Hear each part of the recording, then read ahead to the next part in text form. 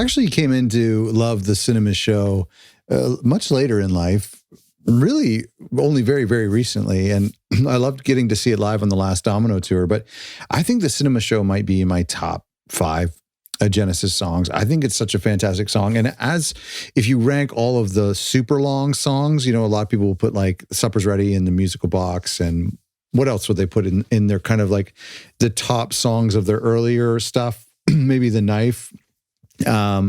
What else? I mean, I guess modern day Fading Lights, but Home by the Seas, perhaps, Dominoes. But anyway, for me, Cinema Show ranks at the top of all those long pieces. In fact, Selling England by the Pound, which Phil Collins plays drums on, I just want to connect the dots here to this channel, but Selling England by the Pound is got to be in my top 3 Genesis albums. I mean, maybe even top 2, maybe even top 1.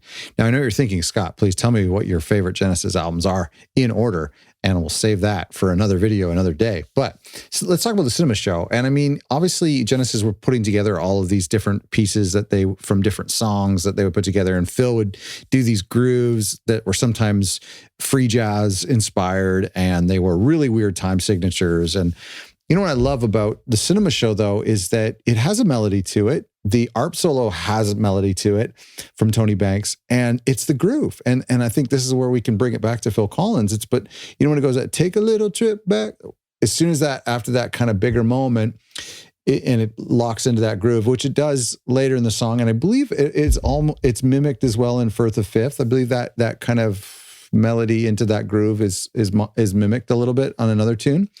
But that's my favorite part of the song, is what I live for in that moment. And there's these are super long songs, Driving the Last Spike as well, Fading Lights. They have these moments in them that stand out to certain people. And for me, it's that, you know, where it all kind of like chaotically tightens up into more of like a modern day pop rock groove. And so that's what I really love about this song. I love so many things about the song. There's just so many sounds going on. I was recently listening to, I was A-Bing the 2008 stereo mix with the original mix. And, you know, I'm sitting here in a studio with studio monitors, and I really do like that depth of sound, and they use the left-right panning a lot more on the modern mixes. So I know there's some people don't love the modern mixes, but I really love cleaning up some of that material and hearing it in a wide space, especially on headphones and in studio monitors. But when I listen on my turntable, when I listen to my original copy of Selling England by the Pound, the original vinyl is just great as well.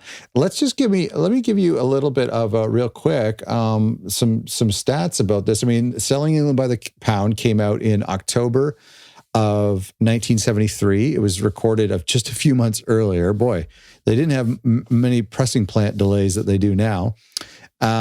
This record came after Genesis Live, and it was before The Lamb. Phil, of course, is on drums, and Steve Hackett and Peter Gabriel are still around.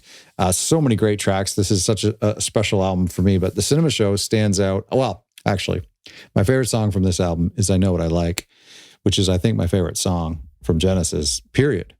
Top 3 for sure. But Cinema Show is second. I like it more than Firth of Fifth for sure.